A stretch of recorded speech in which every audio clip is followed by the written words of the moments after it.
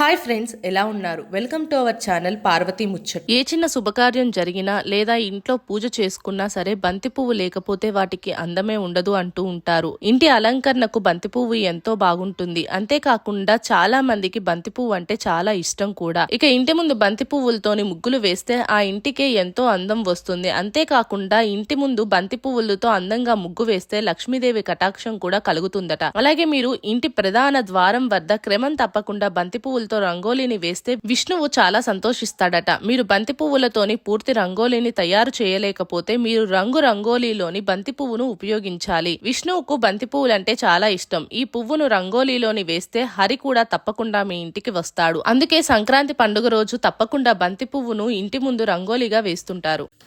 మా వీడియోస్ కనుక మీకు నచ్చినట్టయితే మా ఛానల్ని లైక్ చేయండి, షేర్ చేయండి, అలాగే సబ్స్క్రైబ్ చేసుకోవడం మాత్రం అస్సలు మర్చిపోకండి. మరిన్ని ఇలాంటి వీడియోస్ కోసం మా ఛానల్ని ఫాలో అవ్వండి.